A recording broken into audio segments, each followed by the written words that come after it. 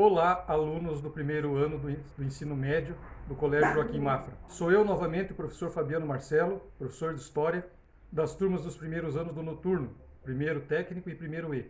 Estou aqui para fazer a gravação de mais uma aula, da segunda aula desse projeto Se Liga de recuperação, que será postado agora nesse mês de novembro. Logo após o feriado de 15 de novembro vão começar a ser postados, né, os vídeos e os textos com as questões dessas aulas. O tema nosso hoje é o islamismo, o surgimento, a formação e a expansão da religião islâmica e também do modo de vida, né, da civilização islâmica pelo mundo, né? Antes de mais nada, então, nós vamos começar falando sobre a localização da Península Arábica, aonde está localizada a Arábia, né, que foi o berço, o local de nascimento do islamismo. A Península Arábica é, como o próprio nome diz, uma península. Então, ela está rodeada por oceanos, por mares, né? E se une à Terra apenas em um dos pontos cardeais, ao norte. Então, ao norte, ela faz divisa, né? Faz limite, fronteira, com a Palestina e com a região ali, onde hoje é a Jordânia, ali, né? O deserto da Jordânia. E a leste, ela é banhada pelo Golfo Pérsico, a oeste pelo Mar Vermelho e ao sul pelo Mar da Arábia, ou Mar Arábico. Então, é uma península, porque três dos pontos cardeais, né, em três direções, ela limita-se com oceanos, com mares, né? Então, a Arábia está rodeada, então, pelo Mar Vermelho, como eu falei, né? A oeste, pelo Golfo Pérsico a leste, e pelo Mar Arábico ao sul, e somente ao norte ela se une ao restante da Ásia, do Oriente Médio, né? Onde fica hoje a Palestina e a Jordânia, e parte do Iraque ali. Muito bem, ao norte é um território mais desértico, então as áreas mais férteis, as poucas áreas férteis que existem na Península Arábica, se localizam no litoral do Mar Vermelho, a oeste, e ao sul, onde hoje ficaria o país do Iêmen e o país de Omã, né, que são países ao sul da Península Arábica. Então ao sul ela é um pouco mais fértil, né, um pouco menos árida, e a oeste, próximo ao Mar Vermelho. O restante do território da Península Arábica é basicamente desértico. Outra coisa, a cidade mais importante, antes mesmo do surgimento do profeta Maomé e do islamismo, é a cidade de Meca. A cidade de Meca, então, desde aqueles tempos, né, desde o período conhecido como Idade Média, que é o período que nós estamos vendo agora, ela já era um grande centro comercial e um grande centro religioso do povo árabe. Os árabes eles estavam divididos em clãs ou famílias, né? Sendo que uma das famílias dos clãs mais fortes em Meca eram os Quraishitas, da onde inclusive surgiu o próprio profeta Maomé, desse clã, né? Chamado de Quraishita. Por que Meca era uma cidade ao mesmo tempo comercial e religiosa? Em função de um templo que já existia nessa cidade anteriormente ao profeta Maomé, de nome Kaaba. Esse templo, chamado Kaaba, continha imagens, ídolos, né? Esculturas de diversos deuses, mais de 300 deuses, que eram cultuados pelos árabes, né? Antes do islamismo. E também dentro da Kaaba existe uma pedra, uma espécie de um meteorito, chamado de Pedra Negra, que também é cultuado, né? Também era cultuado antes do islamismo existir, dentro da Kaaba. E era considerado uma pedra que veio do céu, né? Uma pedra de origem extraterrestre, né? Fora do material que não existe na Terra, inclusive, como se fosse um pedaço de meteorito, né? Então essa pedra negra já estava dentro da Kaaba também, antes da existência do islamismo. Muito bem, então, consequentemente, Meca era uma cidade mercantil, né? Comercial, porque explorava a questão religiosa, né? Fabricando imagens, fabricando, né, objetos religiosos ali, de devoção. Então ela era religiosa e econômica, né, comercialmente falando, ela era importantíssima também. Bem, o profeta Maomé, quando ele surge? Ele teria nascido por volta do ano 570 depois de Cristo. Portanto, ele nasceu, né, no século VI, já dentro do que seria hoje na Europa, período da Alta Idade Média, no início da Idade Média, né, se nós formos ver pelo continente europeu. E o profeta Maomé, ele teve uma vida simples, uma vida, vamos dizer assim, comum para os padrões, né, dos árabes, porque ele era um comerciante, ele era um mercador, Ele era um caravaneiro, ele fazia caravanas de comércio, né? Com outras regiões, como a Síria, a Palestina, onde hoje fica Israel ali, né? E outras regiões. Então ele levava uma vida simples, uma vida como qualquer outro árabe, comerciante e mercador levava. Até que, como conta a história, né, que a partir dos seus 40 anos de idade, quando ele tinha mais ou menos 40 anos de idade, por volta dos 610 depois de Cristo, mais ou menos, né, ele nasceu em 570, em 610 ele tinha 40 anos, cerca de 40 anos. Conta então que numa noite ele teve uma revelação do anjo Gabriel, aquele mesmo que a tradição cristã diz que conversou com Maria, né, sobre o nascimento de Jesus ali, e também conversou com o pai de João Batista e tal. Então esse anjo Gabriel teria aparecido para Maomé e teria dito que ele seria o grande profeta, o grande propagador da fé num único Deus, cujo nome é Allah, na língua deles, né? Mas que nós, aportuguesando, nós chamamos de Alá, né? Então Allah em português e Allah na língua árabe, né? Seria a revelação do único Deus verdadeiro, o Deus monoteísta, né? Aquele único que seria digno de ser cultuado. Então, com essa revelação, surge o nome da religião, né? E muçulmano seria todo aquele que se submetesse à vontade de Alá, né? Então, a submissão, né, significa submissão à vontade desse Deus, né? Conhecido, chamado de Alá, ou Allah, né? E Maomé, então, ele convencido de que estava mesmo imbuído de uma missão, de uma tarefa, né, de divulgar, propagar o monoteísmo em Alá, ele abandona a vida de caravaneiro que ele levava, né, e passa a ser um profeta, praticamente em tempo integral. Começa então a fazer a divulgação da fé em Allah, né, em Alá. Mas o problema era que Alá exigia monoteísmo e os árabes eram politeístas. Então, consequentemente, Maomé, com a sua pregação, estava afetando não só a questão religiosa, mas também a questão comercial, né? Porque Meca, conforme eu disse, era um polo comercial, inclusive explorando a religião, porque as imagens dos deuses, né, que eram vendidas, que eram comercializadas e tal. Então, o que acontece? Maomé corre risco de vida, porque ele é perseguido e se ele permanecesse em Meca, provavelmente seria condenado à morte. Então, o que ele faz? Ele foge. Ele sai da cidade de Meca. Para onde? Ele vai para uma cidade mais para o interior da Península Arábica, cujo nome na época era Iatribe, e que depois passou a ser chamada de Medina, ou a cidade do profeta. E esse evento aconteceu, a fuga de Maomé de Meca, né, aconteceu no ano 622 depois de Cristo. E esse fato, essa hégira, ou fuga de Maomé de Meca para Iatribe, que depois se tornou Medina, é considerado o ano zero, o fato que deu origem ao calendário islâmico. Então, o ano zero do calendário muçulmano ou islâmico é o ano que para nós cristãos seria o ano de 622, que é o ano em que Maomé foge, né? Faz a hégira para Iatribe ou para Medina. E Maomé fica em Medina, né, por 8 anos. O que ele faz nesses 8 anos? Ele continua pregando a sua fé, né?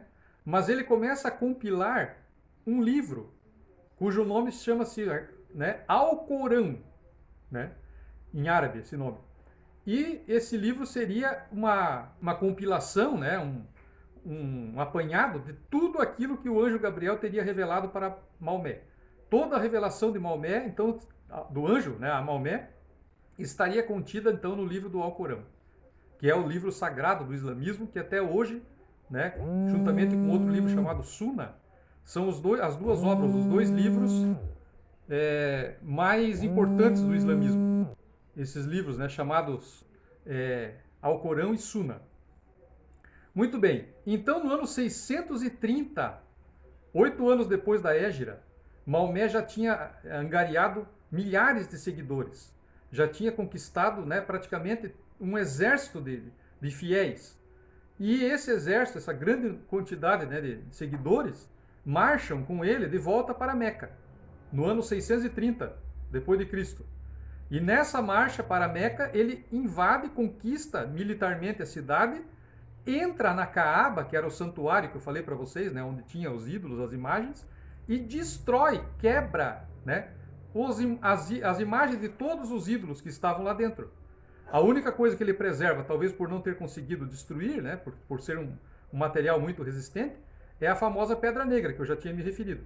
Então, com exceção da Pedra Negra, todos os ídolos, as imagens cultuadas pelos árabes são, então, quebradas, destruídas, né, por Maomé e pelos seus seguidores. E Maomé, então, implanta, né, mesmo através da força armada, mas implanta o islamismo, a religião muçulmana, né, o início da religião muçulmana, em Meca, e unifica as tribos, os clãs de árabes, né, que acabam abandonando a fé no politeísmo, na fé nos diversos deuses que adoravam anteriormente, e passam a cultuar apenas Alá, ou Allah, né? E Maomé, ele já estava com mais de 60 anos, né, já era um homem idoso, e então ele falece. Ele morre, né? Maomé morre no ano 632 depois de Cristo, somente 2 anos depois da conquista de Meca, né? E da implantação do monoteísmo, ou da religião muçulmana islâmica, né? Então ele morre no ano 632 depois de Cristo e os seus seguidores dão sequência, né, à formação e à expansão do islamismo. Muito bem, quais são então as características principais da nova religião? Antes de nós falarmos dos sucessores do profeta Maomé, vamos falar um pouquinho sobre as características principais da religião islâmica, né? São 5 os principais pilares, ou 6, dependendo do ponto de vista, né? Mas a maioria dos historiadores, dos estudiosos, diz que são 5 pilares do islamismo. O primeiro deles é uma declaração de fé, aonde todo islâmico precisa pronunciar a seguinte frase: só Alá é Deus e Maomé é o seu profeta. Todo muçulmano tem que declarar esta frase, né, da adoração exclusiva em Alá, e que Maomé é o único profeta relativamente, né, comparado aos demais, que revelou a verdadeira fé em Alá. A segunda pilar, né, do islamismo diz respeito a realizar 5 orações todos os dias com o rosto voltado na direção geográfica da cidade santa de Meca. Então o islâmico, ele pode estar em qualquer lugar do planeta, né? Mas ele necessita virar-se com o rosto, né, na direção da cidade de Meca 5 vezes todos os dias. Orações diárias, 5 horários, com o rosto voltado para a cidade santa deles, para a cidade de Meca, né? O terceiro pilar diz respeito a donativos, doações, ofertas, né? Filantropia, que o árabe tem que ser generoso e precisa, o islâmico, né, tem que ser generoso e precisa fazer doações, né? Tem que agir assim com caridade, né? Prestar caridade. O quarto pilar diz respeito a algo que eles fazem também todos os anos, que é o jejum do chamado mês do Ramadã. Então, nesse mês do Ramadã, todo islâmico precisa jejuar, não comer nem beber absolutamente nada do amanhecer ao pôr do sol. Então, desde que amanhece o dia até quando o sol se põe, o islâmico tem que fazer um jejum absoluto durante um mês, que é o mês do Ramadã. Então, esse mês do Ramadã, ele tem que ser observado. O islâmico, obviamente, não passa fome, nada, né? Porque a parte do horário da noite, ele pode se alimentar normalmente. Ele não pode, desde o alvorecer até o pôr do sol, né? Período noturno ele está liberado, ele pode se alimentar, ele pode tomar água, ele pode, enfim, ele pode, né, manter as suas necessidades nutritivas, né? Mas durante o dia é proibido, é o jejum. E o quinto pilar diz respeito que todo islâmico precisa fazer a peregrinação até Meca, até a cidade santa, ao menos uma vez em toda a sua vida. Ou seja, nem que ele vá próximo da morte, né? Na velhice, na idade mais avançada, ou pode ir no começo da vida. O importante é que ele vá uma vez, ao menos, na vida, conhecer o santuário de Meca. Todo islâmico tem esse mandamento, tem que cumprir com ele, né? Claro que se ele não tiver condições, ele tem que pedir auxílio para quem tenha, né? Mas ele precisa se deslocar ao menos uma vez na vida até Meca. Bem, tem um sexto mandamento que não entra oficialmente dentro dos 5 pilares do islamismo, né? Mas que também é muito respeitado e muito seguido pelos islâmicos. Qual é esse mandamento? É a famosa jihad, ou guerra santa, né? Que muitos islâmicos fundamentalistas praticam, né, até os dias de hoje. Nós vamos falar daqui a pouco sobre as 2 correntes do islamismo, e vocês vão ver que pelo menos uma das 2 correntes, que é os xiitas, são os xiitas, né? Eles levam esse mandamento da jihad para o lado militar, para o lado bélico, né? Até hoje. Ou seja, lutar pela fé, né? Para combater os infiéis. Então, essa norma, né, diz respeito, inclusive, claro, a confrontos armados, né? Óbvio. Tem alguns islâmicos que interpretam a lei da jihad de outra maneira, achando que é uma luta interna, uma luta de consciência, uma luta, vamos dizer assim, espiritual, né? Os mais moderados interpretam assim. Mas os radicais islâmicos que levam o islamismo, né, vamos dizer assim, de uma forma mais radical, eles interpretam que a jihad não pode ser outra coisa a não ser a luta, a guerra, né? O enfrentamento entre um islâmico e um infiel, que é como eles chamam os demais seguidores de outras religiões, né? Para eles, todo e qualquer não islâmico seria um infiel, né? Na visão mais fundamentalista do islamismo. Muito bem, agora então vamos falar sobre a sucessão do profeta Maomé, né? O que ocorreu após a morte dele. Muito bem, a expansão muçulmana acontece sob as ordens dos califas. Quem eram os califas? Em árabe significa sucessores, né? Califa significa sucessores. De quem? Do profeta Maomé. O profeta Maomé era um líder religioso e um líder político ao mesmo tempo, né? Ele dividia as duas funções. E o califa segue a mesma linha. Ele também é um líder religioso e o líder político e militar, né? Ele encampa as três funções, líder político, religioso e militar. Muito bem, então os califas começam a expansão do islamismo, né? Ainda naquele mesmo século VII, ou século VII, né? Após a morte de Maomé. E as primeiras regiões que eles conquistam são as regiões dos antigos impérios bizantino, onde hoje fica ali a Palestina, aquela região ali, né? A região ali do Egito, por ali. E também conquistam a região mais ao norte, onde hoje fica a Mesopotâmia ali, né? Onde hoje está o Iraque ali. Então essa região toda aí é conquistada pelos sucessores do profeta Maomé, principalmente pelo califa Omar, que é o terceiro na sucessão do profeta. Então esse avanço islâmico atinge praticamente todo o Oriente Médio. Mais adiante um pouco, no período já um pouco mais adiante da história, no século VIII em diante, eles começam a expansão pelo norte da África, onde hoje fica ali, né, o deserto do Saara, e na época também ficava, claro, toda a região norte da África ali, chamada de Maghreb, e eles alcançam também, no máximo da sua expansão, a Península Ibérica, aonde hoje se encontram Portugal e Espanha. Então a Península Ibérica também é dominada, invadida e conquistada pelo islamismo, pelos muçulmanos. E os cristãos que habitavam nessa Península Ibérica? Bem, eles tiveram que levar séculos para reconquistarem a península, o território da Península Ibérica, tanto do lado espanhol quanto do lado que se tornaria Portugal. Ambos têm que lutar na guerra de reconquista para expulsar, né, para diminuir o território sob o domínio dos islâmicos, né, na Península Ibérica. Um filme, uma história que retrata bem esse período histórico, é a história, ou o filme, né, chamado El Cid, que é a história de um grande cavaleiro medieval, né, que enfrenta um grande exército islâmico na região de Valência, na Espanha. E enfrenta também em outras batalhas ali. Então é um personagem histórico espanhol, né, meio lendário, mas ele foi histórico mesmo, existiu. E é um exemplo, né, de como é que foi a vida dos espanhóis ali. Quem puder assistir esse filme no YouTube, está disponível, né, é o Cid. Ele trata justamente do período da Reconquista, né, quando os espanhóis estavam realmente numa guerra de reconquista do território espanhol, né, no início da Baixa Idade Média. Então é isso, o islamismo se expandiu, né, o Oriente Médio inteiro praticamente, o norte da África, todo o Saara, ali, o Maghreb, né, como é chamado o norte da África, mais a Península Ibérica e mais ainda lá do outro lado, na Ásia, a região da Ásia Central, aonde hoje existem, né, os países do Afeganistão e do Paquistão. Também aquela região central da Ásia foi dominada. Até as fronteiras da Índia, né, onde hoje é o Paquistão, foi dominada pelo islamismo. Então o islamismo se estendia a leste desde as fronteiras da Índia, que a Índia propriamente dita eles não conquistaram, né, ainda continuou hindu. Mas desde a fronteira da Índia, ali onde hoje é o Paquistão, até a Península Ibérica na Europa. Então toda essa área foi conquistada, foi dominada pelo islamismo, né?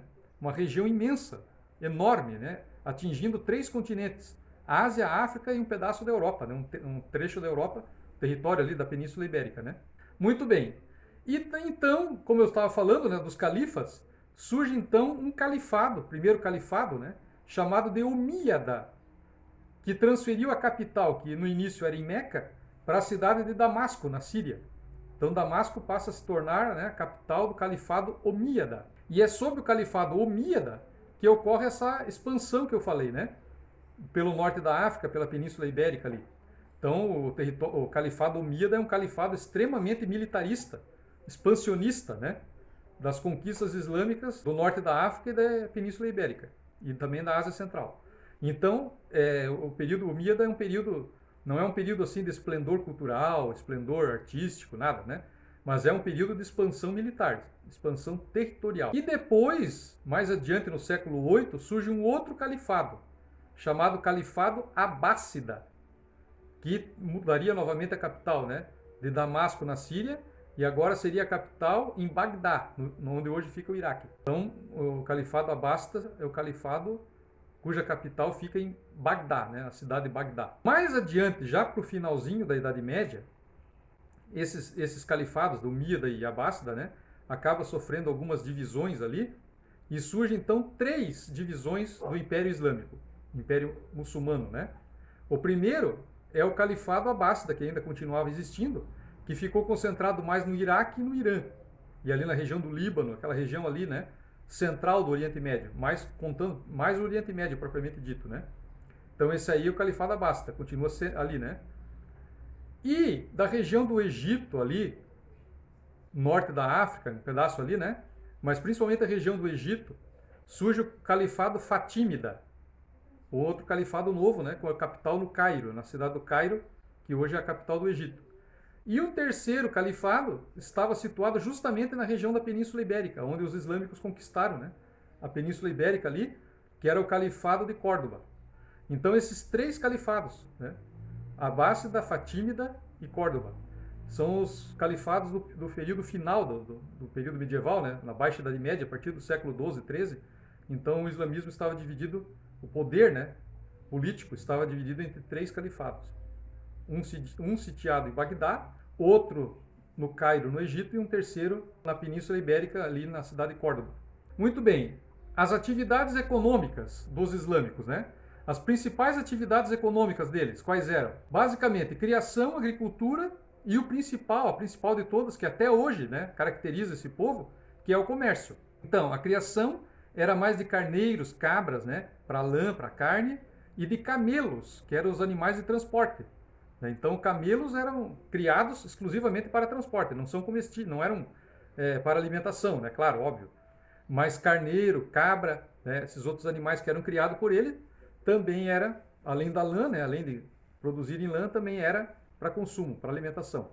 A parte da agricultura, eles se destacaram mais com a plantação de frutas, né, principalmente nas regiões mais férteis, próximas do Mar Vermelho, onde não é deserto, né. Então eles aproveitavam essas áreas próximas ao mar ali, Mar Vermelho, por exemplo, para plantar frutas, né. Quais eram as principais frutas? Eram várias, né. Tem a tâmara, que é uma fruta típica deles lá, né. Mas além de frutas, eles também plantavam legumes, plantavam oliveiras para conseguir o azeite, né, óbvio, de oliva, também linho e algodão, que era para tecidos, né, para que eles pudessem vender, fazer o comércio deles, né. Então, linho e algodão tinham uma grande importância na agricultura dos islâmicos, dos muçulmanos, por causa da necessidade do comércio, né, eles venderem os produtos de linho e de algodão. Muito bem. E para onde eles se expandiram? Eles se expandiram principalmente nos mares, né, ao redor do território que eles conquistaram. O Mar Vermelho era totalmente navegado só por eles, praticamente. O Mar da Arábia, ao sul da península ali, né, uma parte do Oceano Índico. Mas, além de tudo isso, eles dominaram também grande parte, né, principalmente na Alta Idade Média, antes das Cruzadas, que é um assunto que nós já vimos na aula sobre a Idade Média, mas eles conquistaram também as rotas de comércio do Mar Mediterrâneo. Então, o Mar Mediterrâneo, antes das Cruzadas, antes do período ali do final da Alta Idade Média, começo da Baixa, né, período das Cruzadas, anteriormente às Cruzadas, o Mar Mediterrâneo era praticamente navegado só por eles, só pelos islâmicos. Os europeus estavam concentrados mais no próprio continente, ali no feudalismo. Então, dando sequência, dando continuidade, né, a esta aula, vamos falar então das 2 divisões do islamismo, que são a divisão dos sunitas e a dos xiitas, né? Então, os sunitas, eles são mais moderados, vamos dizer assim, né? Interpretam mais, por exemplo, a jihad num sentido espiritual e não militar, e levam uma vida assim, conciliam a crença, né, a fé islâmica, com até mesmo o modo de vida ocidental, por exemplo. modo de vida europeu, né, americano. Então eles têm, hoje em dia os sunitas são tolerantes, são islâmicos moderados. Já os xiitas, eles são aqueles que levam o Alcorão mais ao pé da letra, né, como se diz, mais literal, né? O Alcorão é obedecido literalmente em praticamente todas as suas ordenanças, e são extremamente belicosos, né? São, vamos dizer assim, fundamentalistas islâmicos totalitários, porque eles não prezam pela diversidade, pela tolerância, né, com o diferente, com os povos não islâmicos, né? E são, vamos dizer assim, exclusivistas. Eles só aceitam a civilização deles, né? A civilização islâmica. Hoje, por exemplo, no mundo, né, trazendo para hoje, os países que hoje são xiitas, como por exemplo o Irã, também ali o Iraque, a grande maioria é xiita agora, né, depois da queda de Saddam Hussein. Então o Irã, o Iraque, o Afeganistão, né, são exemplos de países xiitas, ou seja, fundamentalistas islâmicos. Ali na região da Palestina, né, aqueles grupos que atuam ali, como o Hamas, o Jihad Islâmica, né, o Fatah, né, que era do antigo Yasser Arafat ali, que era o antigo líder dos palestinos, né, todos eles são xiitas, ou seja, são fundamentalistas religiosos, né? Bem, então agora que nós já falamos da parte política, da expansão militar, da parte econômica, né, onde eles se destacaram, conforme eu disse, na criação de animais, na agricultura, principalmente de linho, algodão, né, e frutas, etc. E já falei também sobre as rotas de comércio que eles dominavam e tal, né, parte econômica. Falei da divisão das duas correntes principais. Agora nós vamos falar sobre a cultura islâmica, né, que é muito rica, muito importante. Por exemplo, na literatura. A literatura islâmica destaca-se uma obra monumental, né, que quem aqui nunca ouviu falar sobre a obra As Mil e Uma Noites, né, onde é uma coletânea que foi primeiro transmitida de forma oral, né, por gerações, por séculos, até que foi compilada por autores anônimos, porque se vocês forem ver o livro As Mil e Uma Noites é um livro anônimo, porque não tem um autor exclusivo. Ele é uma obra, uma compilação, né, de várias lendas, de vários contos, né, literários do povo islâmico. Por exemplo, Simbá, o Marujo, o famoso Ali Babá e os 40 Ladrões, né, Aladim, a Lâmpada Maravilhosa. Histórias como essas, que todas as crianças, os jovens, né, conhecem hoje, saíram desse livro, As Mil e Uma Noites, né, de autoria anônima. E também, outra área que se destacou bastante foi o idioma árabe, né? Porque como o Alcorão, o livro sagrado dele, só pode ser lido no idioma original, não pode ser lido em outro idioma, o árabe acabou se tornando obrigatório, o idioma oficial de todo e qualquer país islâmico, né? Porque tem uma diferença muito grande entre islâmico e árabe. O árabe é o habitante da Península Arábica, aonde iniciou o islamismo com Maomé, né? Aonde o idioma já era o árabe, mesmo antes de Maomé. Agora, o muçulmano, ele tem várias etnias. Por exemplo, o muçulmano que mora lá no Afeganistão, o idioma dele original não é o árabe, né? É outro idioma. Mas em função do Alcorão ser lido apenas em árabe, todos os países que aderiram ao islamismo têm praticamente uma obrigatoriedade, né, de conhecer, de dominar o idioma árabe, para poder ler o Alcorão, né, em árabe. Então a difusão da cultura árabe foi muito forte por causa dessa unificação do idioma, né? Todo mundo falando, todos os países islâmicos, o idioma árabe. Outra coisa também que se destacou bastante é que obras antigas, né, obras greco-romanas clássicas, Platão, Aristóteles, né, os autores romanos ali, o Cícero, por exemplo, vários autores da antiguidade greco-romana, as obras deles, né, foram traduzidas para o idioma árabe, justamente por causa dessa unificação do idioma em todos os países islâmicos, né? Eles aproveitaram, trouxeram obras da antiguidade anteriores ao islamismo e traduziram para o idioma árabe, né? Então os árabes aprenderam filosofia, aprenderam história, né, da antiguidade, por exemplo, e tudo mais, né, com a tradução dessas obras, desses livros, né, da antiguidade clássica greco-romana. Eles também se destacaram muito na matemática. Quem aqui nunca ouviu falar no algarismo arábico? O que é o algarismo arábico? São os números que nós conhecemos até hoje, né? 1, 2, 3, 4, 5, 6, 7, 8, 9, né? Enfim, são algarismos que foram aperfeiçoados pelos árabes. E eles acabaram difundindo esses algarismos, né, ao redor do mundo, inclusive no Ocidente, na Europa, né? e nas Américas, enfim, no mundo todo. Então hoje é universal, né? São universais esses algarismos, né? Mas eles se desenvolveram, foram aperfeiçoados pelos árabes, pelos islâmicos, né? E também algumas áreas da matemática, como por exemplo a álgebra, a trigonometria, né? Que vocês aí talvez ainda vão estudar no ensino médio ainda, também foram aperfeiçoadas, foram desenvolvidas por eles, pelos árabes, né? Outra coisa também, a química. Por exemplo, eles desenvolveram, né, o processo de destilação do álcool. Também foram eles que desenvolveram. E também desenvolveram a produção do vidro. O vidro, né, o famoso vidro que nós temos hoje, foi um aperfeiçoamento ali da química, né, desenvolvida pelos islâmicos, pelos muçulmanos. O esmalte também, né, produção de esmalte. Então, eles tiveram uma importância na área da química também muito forte, com essa destilação do álcool, produção do vidro e de esmaltes, né?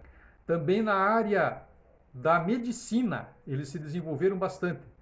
Eles, por exemplo, descobriram, né, como é que se contrai a tuberculose. O processo, né, de contágio da tuberculose foram eles que descobriram.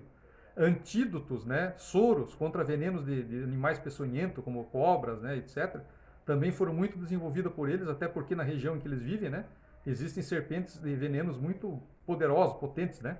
Então eles desenvolveram vários soros, vários antídotos, né, para venenos de animais, como serpentes, por exemplo, né, animais peçonhentos. Então eles desenvolveram esse tipo de antídoto, né? E também a questão da higiene, né? Como se previne doenças através da higiene, né, das práticas de higiene. Também foram eles que desenvolveram muito disso, né? Na questão da filosofia apareceram dois filósofos importantes, Avicena e Averroes. São dois filósofos de origem islâmica, né? Estudiosos das obras de Aristóteles, das obras da antiguidade clássica, do pensamento grego, né? E trouxeram, então, fizeram uma adaptação dessas obras clássicas, principalmente dos gregos ali, para a cultura, para a religião islâmica, né? Assim como Santo Agostinho, no catolicismo, né, adaptou as obras de Platão para a igreja cristã católica, né? Esses dois filósofos, Avicena e Averroes, fizeram a mesma coisa lá na civilização islâmica, né? Trazendo conhecimento de filosofia grega, né? E aperfeiçoando, fazendo uma mescla, né, com a religião, com a cultura islâmica ali. E também na arquitetura. Então, nas artes não havia escultura porque a religião islâmica proibia, né, a confecção de imagens. E também proibia qualquer tipo de representação de seres humanos, de animais, né, porque é considerada idolatria pelo islamismo. Então, se destacaram apenas na questão da pintura, né, os arabescos e também algumas gravuras dentro dos livros, né, de medicina, de botânica que os islâmicos produziram. Mas no que diz respeito às artes mesmo, o grande destaque deles é a arquitetura, as mesquitas, né? As mesquitas muçulmanas que são um exemplo, né, da arquitetura islâmica mais conhecido no mundo todo, né? Aqui no Paraná, por exemplo, nós temos duas cidades como Paranaguá e Foz do Iguaçu, né, onde há modelos de mesquitas, exemplos de mesquitas, né? Então, geralmente elas seguem o mesmo padrão, né? Aquela cúpula em forma de cebola, né? E também tem o minarete, que é uma espécie de torre, né, que fica ao lado do corpo da mesquita, né, do templo, para convocar os fiéis, né, às práticas de orações, né, às reuniões religiosas, né, nas mesquitas. Então, o grande destaque deles são as mesquitas mesmo. Então, por isso, a arquitetura deles é conhecida, né, mais na área religiosa. Então, era esse o vídeo sobre islamismo, né? Então, eu espero que vocês façam as questões, né, respondam as questões e também consigam ler o texto, né, para responder as questões. E para os seus professores, né? No caso da manhã e da tarde são outros professores e à noite, primeiro técnico e primeiro E, sou eu, né? Então, eu agradeço a todos, muito obrigado pela colaboração e até o próximo vídeo.